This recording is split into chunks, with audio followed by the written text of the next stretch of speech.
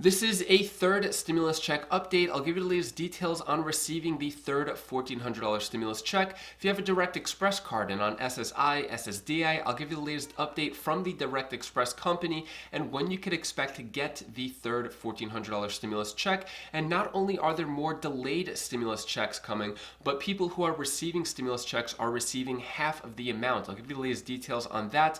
And we may be one step closer to receiving a fourth stimulus check because of the potential removal of the filibuster rule. I'll give you the latest filibuster update and what this means for future stimulus checks. Then I'll answer the questions you leave for me in the comments. I hope you're having a fantastic day. If you appreciate these fact-based, fast-paced updates, then hit the like button down below. Let's talk about paper checks and when you could expect to receive them. So if you know for sure that the IRS does not have your direct deposit information, the IRS sent out around 90 million payments this past week via direct deposit. But if you think you're going to get a paper check, here's what we know so far. More than 150,000 paper checks were mailed out on Wednesday, March 17th, according to the IRS, and these paper checks could take 3 to 5 weeks to be received, which means if it was mailed out on March 17th, the earliest is definitely going to be probably first or second week of April, but with the IRS, we could always expect delays and maybe even the post office as well being an influx of paper checks. But so far, we don't have any details from the IRS giving any information from the Get My Payment tool or what I like to call the Waste My Time tool. Let me know down in the comments below, have you received any information about paper checks through the Get My Payment tool? By the way, it only gave information to 35 million people so far on when they could expect to receive a stimulus check. For everyone else, it said payment status not available, or you're eligible for a payment. We just don't know when we're gonna send it to you. So let me know down in the comments below. Also, thank you so much for all your comments. It really helps out the Wiseflies community, letting people know when they got their stimulus checks, if stimulus checks were missing, what information was received. I think it helps ease anxiety for a lot of people the more information we give. So thank you for that. Let's talk about SSI SSDI receiving the third stimulus check and when you could expect to receive it. Now, there's a lot of mixed information here, and it seems that people on SSI, SSDI, veterans, anyone on Social Security beneficiaries got screwed again. This didn't happen with the second stimulus check, but with the third stimulus check, for whatever reason, people in SSI, SSDI are at the back of the line and not being treated fairly, and it's very unfortunate. So what I found here is saying that with the third stimulus check, the IRS said Social Security and other federal beneficiaries will likely receive the new payments the same way as their usual benefits, noting it will announce a payment date for this group shortly. So key thing here is saying they'll get the new payment the same way as their usual benefits. And I read somewhere else too that the same day that you get money on your Direct Express card or however you get your federal benefits is the same day that you should receive your stimulus checks plus money for dependents. That's what we know so far. So let me know down in the comments below, have you received your money from the government yet this month after the 17th? And if not, when are you expecting to receive it? And have you received any information there? Let us know down in the comments below. So Direct Express card sent out a tweet talking about the latest in regards to receiving payments. What they said is the IRS is issuing economic impact payments, also known as stimulus payments, to eligible recipients over the next few weeks. For the most current information on stimulus payments, the IRS encourages using the Get My Payment portal. But for most people on Social Security and who have the Direct Express card, it's not giving any information in the Get My Payment tool. But what they're saying is over the next few weeks, and I actually call Direct Express, and they're basically saying the same generic message that it's going to happen over the next few weeks, and we don't have any more information on that, unfortunately. Now, with stimulus checks, not only are there delays, but people are receiving half of their stimulus checks. Some American reports are receiving half of their stimulus checks with no explanation, and I've actually seen a lot of this down in the comments below. So for whatever reason, people may receive, or married couples may receive $2,800, but if they have any kids, if they're expecting $5,600 stimulus check or $4,200 stimulus check, money for dependents, For whatever reason, the IRS screwed up again and they're not giving any money for dependents. Let me know if this has happened to you down in the comments below. So far, the IRS has not addressed this issue and they haven't said how this money is going to get out to the people who are deserving of this money for dependents and half missing stimulus checks.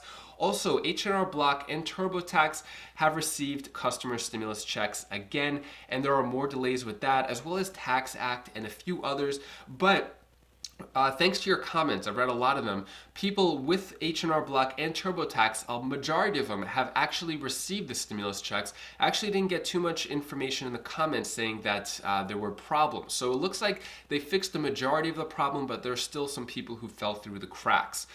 Next, let's talk about the potential of receiving a fourth stimulus check and how Democrats want it to be a recurring stimulus check. Some are saying even up to $2,000. What's happening here is the filibuster. So the filibuster is a rule in the Senate which means that they need to have a majority of 60 votes instead of a simple majority of 51 votes. Now, President Biden endorses the reforming of the Senate filibuster.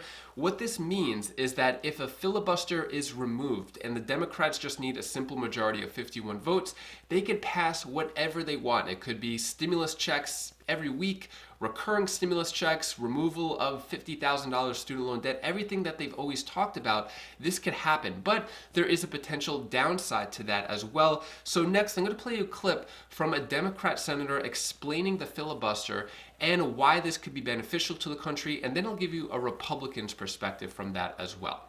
It's time we get rid of the filibuster. The filibuster. The filibuster. Filibuster. Filibuster. Here's what it is, and here's why it stinks. For a vote on a bill to take place, a few things have to happen. 1, a bill is brought to the floor. 2, senators debate the bill. 3, senators in debate. 4, senators vote on the bill. Majority wins. That's the way the founders intended it to go, at least. Here's the hitch. In 1806, Aaron Burr, yes, the one who killed Alexander Hamilton in a duel, Aaron Burr said that the Senate had too many rules and should get rid of some. One rule that got tossed in the trash can, the rule that said any senator could propose a vote that would cut off debate. That means this step could, in theory, go on forever. For years, business generally went on as usual, but then Senator John Calhoun realized he could exploit this rule change to seize more power for southern states by filibustering. In 1917, President Wilson, tired of a Senate that was obstructing more than voting, pressured the Senate to pass a rule to make sure that debate wouldn't hold up voting forever and ever. The Senate responded with a rule called Rule 22, also called a cloture vote. It looked like the other rule that Aaron Burr had thrown in the trash can, except for one enormous difference. To end debate, Rule 22 required a supermajority, or 2/3 of the Senate. Now, a small minority in the Senate could force a bill to get through 2 votes, a supermajority vote to end debate, and a simple majority vote to pass the bill. It made no sense. The year after the Senate established Rule 22, an anti-lynching bill was introduced.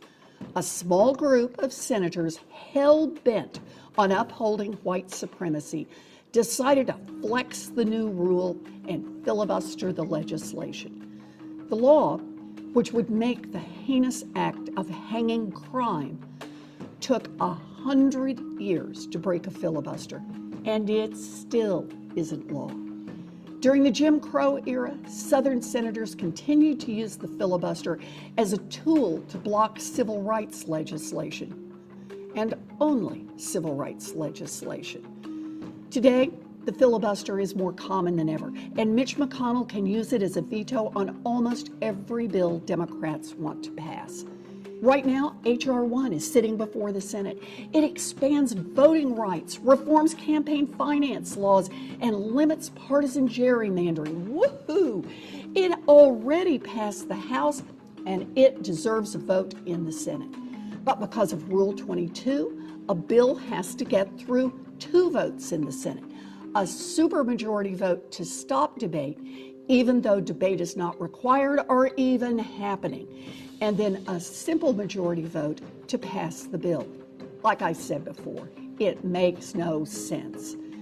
Even after an historic election where Americans voted for Democrats to control the White House, the Senate, and the House, the filibuster gives Mitch McConnell a veto on policies that the American people support. When a minority has this much control over the majority, voters are silenced. So the filibuster removal at this time will benefit the Democrats because they have a majority in the Senate. Let's say 2 years from now, it flips and Republicans gain majority in the Senate, then the filibuster will help them as well. So it's only going to help those in the majority. Let me know what you think about this down in the comments below. Next is Ted Cruz speaking out against the removal of the filibuster rule because the Republicans are in the minority. Here's his perspective of why the filibuster removal is not a good idea. Now is Republican Senator of Texas, Ted Cruz. Senator, it's always a pleasure to see you. Thanks very much for being here. Maria, great to be with you. What are your expectations for this filibuster fight? Well, listen, I think the Democratic Party right now is controlled by the radical left. Joe Biden doesn't have the courage or wherewithal to stand up and say no to Bernie Sanders, to Elizabeth Warren, to AOC. And if Democrats succeed in ending the filibuster, they will ram through the most dangerous radical agenda this country has ever seen. If they end the filibuster, we will see amnesty for every illegal alien in America. If they end the filibuster, we will see them coming after our guns and attempting national gun registries and confiscation. If they end the filibuster, we'll see 2 new states, District of Columbia and Puerto Rico, because they believe that'll give them 4 new Democratic senators. If they end the filibuster, Maria, they will pack the U.S. Supreme Court. They will take it from 9 justices to 13 justices and put 4 new radical leftists on the court. You and I have talked about my latest book, One Vote Away, how a single seat on the Supreme Court can change history. If they pack the Supreme Court, those leftists will take away our religious liberty, our free speech, our Second Amendment, our fundamental rights, and that's what the radicals are pushing the Democrats to do right now. Do you think that there's any way to stop it? I mean, can Republicans do anything to stop this? So if they hold their conference, they can end the filibuster. And right now, there are 2 Democrats who've said they oppose ending the filibuster. Joe Manchin from West Virginia and Kyrsten Sinema from Arizona. And right now, the whole weight of the world, Chuck Schumer, I'm pretty sure he's got like thumb screws or the rack in his office, and he is pounding on him. Everyone on the left is pounding on Manchin and Sinema. And they're pressing on them to end the filibuster and pass this radical agenda. If you're a person of faith, you need to be praying for spinal fortitude for Manchin and Sinema. And I'll tell you what concerns me is that they end up playing some sort of game. And you showed some of this in your monologue a minute ago where they say, okay, we won't end the filibuster, but let's just do a talking filibuster. A talking filibuster is a fancy way of saying end the filibuster, because when the person stops talking, then they will pass their radical agenda through. And so I hope they don't do that. I hope they don't play those kind of games. If they do, I think you can expect Republicans doing everything humanly possible to fight. But if they can hold their 50 votes, that it will be a very, very dangerous time for our nation. And that is the Republican perspective. Let me know what you think about this down in the comments below. Should the filibuster be removed or stay in place? Should it be 60 votes or 51 votes? I'm really curious about your thoughts on this down in the comments below. Next, I'm going to answer the questions you leave for me in the comments. If you want me to answer a question, type the word question, ask your question. I'll try to get to it in the next video. John Moyer asks, when they refer to debt, which could lead debt collectors taking funds from stimulus checks, exactly what debt does this refer to? Old debt, new debt, accounts and collections, judgments. So what this refers to is private debt collectors, usually referring to credit card debt, medical debt, that where there's a judgment against you, and that means that the private debt collectors could garnish your stimulus check. This is very unfortunate. It could have passed in the Senate where this was protected, but Republican Senator Pat Toomey is the only one who voted against it. Brexit, which pretty much squashed the bill. So unfortunately, private debt collectors are able to garnish stimulus checks. Larry Allen says, I do think it would be a very good idea for us to get monthly payment every month until this pandemic is over. So that could be a reality if the filibuster rule is removed. We could receive recurring stimulus checks or anything that the Democrats want. But time will tell what's going to happen with the filibuster rule removal. B. Zajic says, my son has direct deposit on disability and has gotten both stimulus checks, hasn't gotten this one yet, direct deposit. So I wouldn't be too concerned yet. I'm reading a lot of your comments and it seems that you are worried about the stimulus checks not coming, if it's not going to come to you or not, or how it's coming. It's only been a week, or actually March 12th is when it happened. So today is the 20th, so it's been about 8 days so far. With the second stimulus check, I think we got a little spoiled. The first stimulus check took forever. Second stimulus check, I don't know what it was, but they actually got a lot of them out really fast.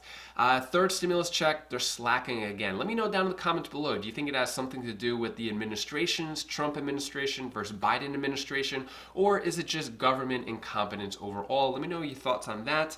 Next question comes from Lisa Stoltz. I get my SSI first day of every month, so are you saying that I should expect to get my stimulus same day as well? That is according to the articles that I've read, saying that the same day that you get your monthly benefits, first day of the month or whenever it is, that could be the same day that you receive your stimulus check and money for dependents.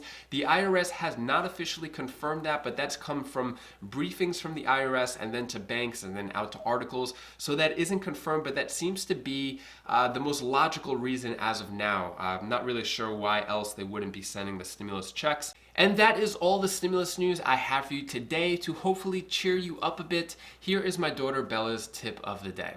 Oh, hi guys. Hi guys, this is Bella. This is the tip of the day. I want to tell you the one thing you should do. Remember when you were a kid, you always used your imagination in your mind.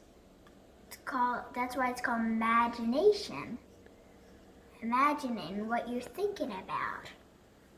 And remember that when you were a kid, you use your imagination for like anything, like movies. You watched movies, you imaginate yourself with it. You may sometimes when you're watching cool movies, use your imagination to do the same thing if you want. And also, can I tell you something? I watched a movie and now I'm all about it. And now I'm a Ghostbuster. Like this one, you shoot out light, and it makes the ghost disappear. And this one, you tap it like this, and it makes you disappear, make the ghost disappear. So that's all I wanted to tell you.